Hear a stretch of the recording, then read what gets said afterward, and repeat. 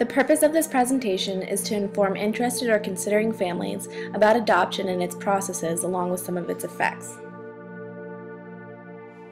Adoption is the official transfer through the court system when all of the parental rights of a biological parent are terminated and given to new adoptive parents. Studies estimated that in 1986, there were over 50,000 adoptions in the United States. 39% were done through public agencies, 31% were independent adoptions, and 29% were private agency adoptions. A closed adoption is when the birth family and the adoptive family do not share any identifying information about themselves and do not communicate with each other before or after the placement of a child. The term openness is used to describe a continuum of options available to the biological parents and adoptive couples where more information or communication can be shared. The following two interviews give different perspectives of the adoption process. Tell us a little bit about your personal experience with adoption. I was adopted when I was an infant from a hospital in Norwalk, Connecticut. The people that adopted me were Frederick and Cynthia Watkins. My dad was a photographer and my mom was a school teacher, and they just chose adoption instead of natural childbirth.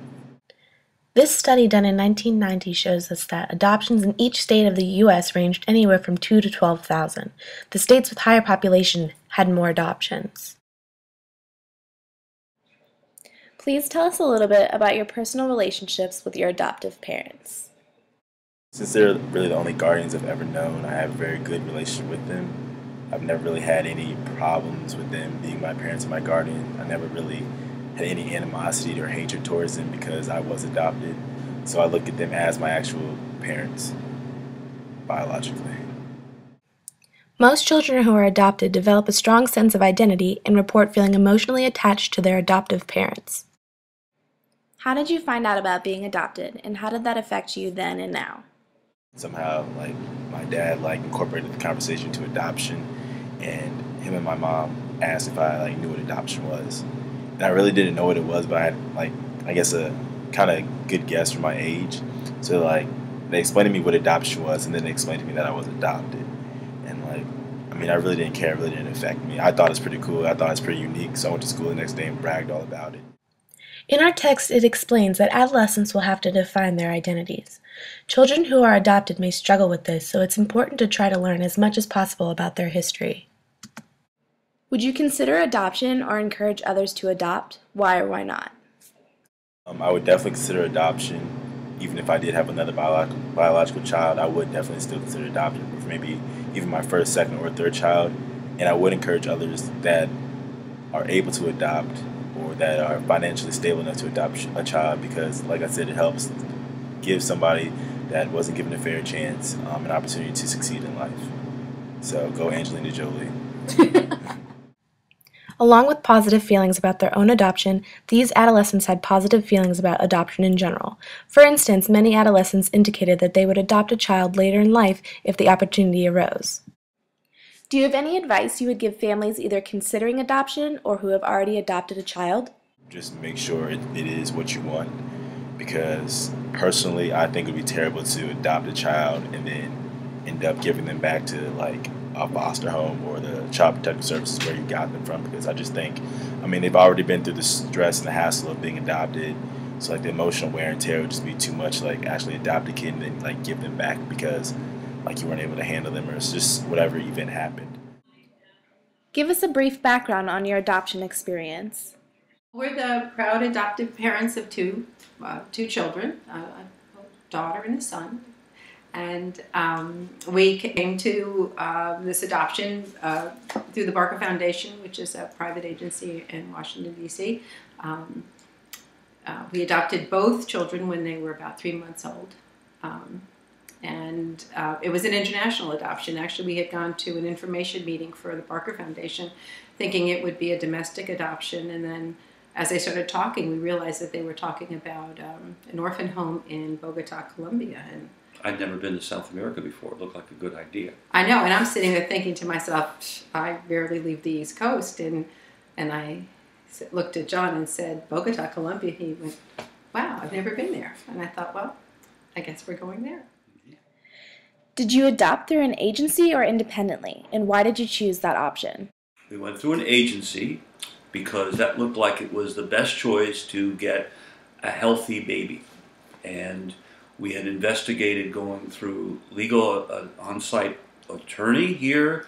We'd also briefly considered other sources, but decided going to an agency was the best choice. We liked the program that they had. It offered, it seemed, and it was true, strong support for prospective adoptive parents, strong after adoption services for children, and which would be ongoing for the rest of, for the parents and the adopted children.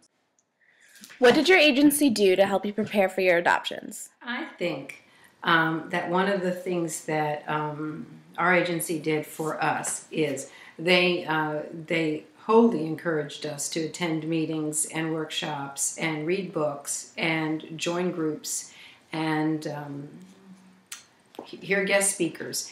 And at first I thought, you know, this is wildly overwhelming.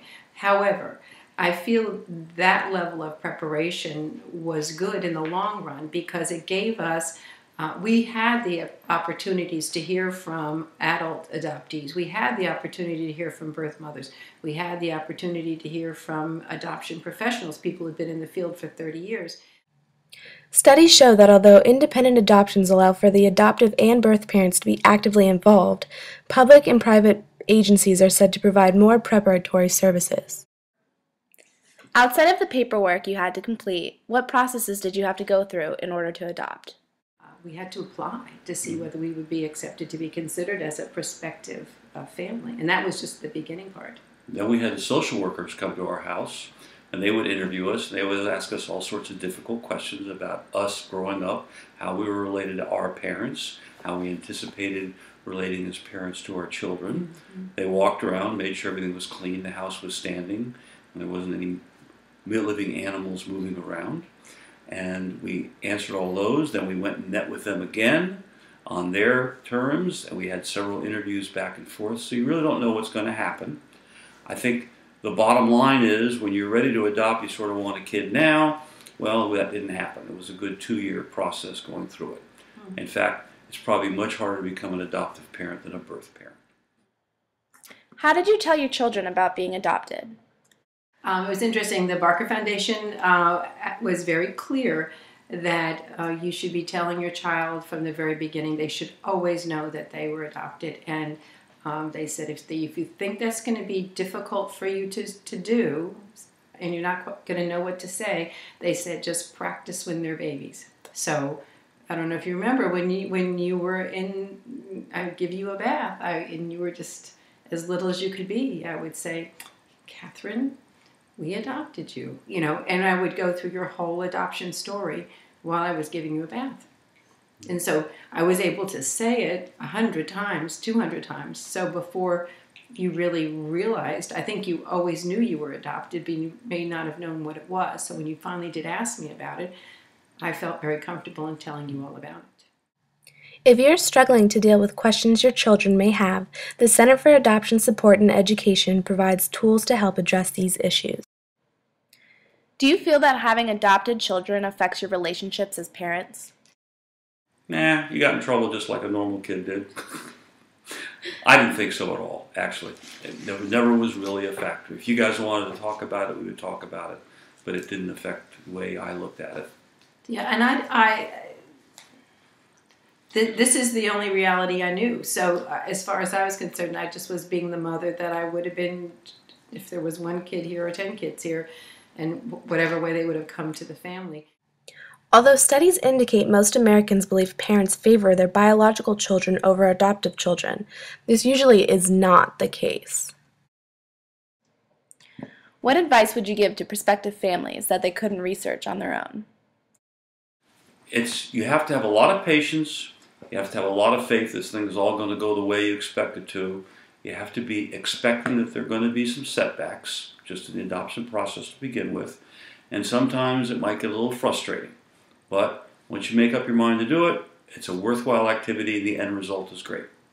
Okay.